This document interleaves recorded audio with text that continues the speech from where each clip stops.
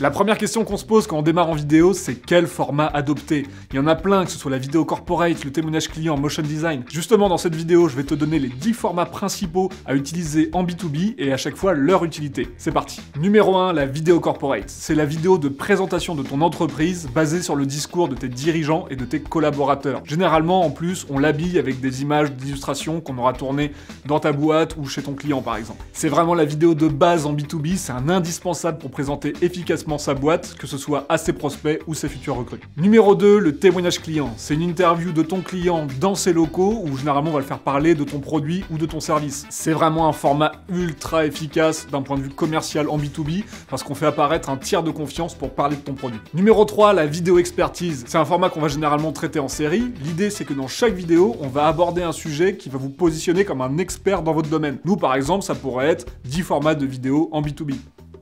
Par exemple. Numéro 4, le motion design. C'est un film animé qui va généralement présenter une entreprise ou un service. C'est un format qui est vraiment redoutable pour vulgariser ses idées ou schématiser un produit ou un service un peu complexe. Numéro 5, le spot produit. Le spot produit, c'est un film généralement très court et assez puissant créativement, dans lequel on va aller présenter votre produit en 30 secondes et puis surtout faire un appel à l'action dans le but de l'acheter. C'est une pub quoi.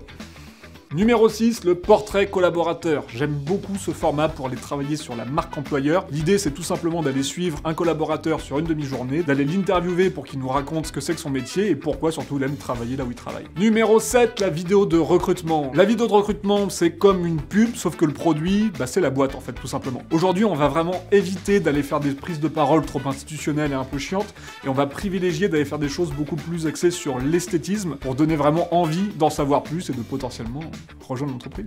Numéro 8, l'aftermovie. L'aftermovie, c'est un film souvenir d'un événement.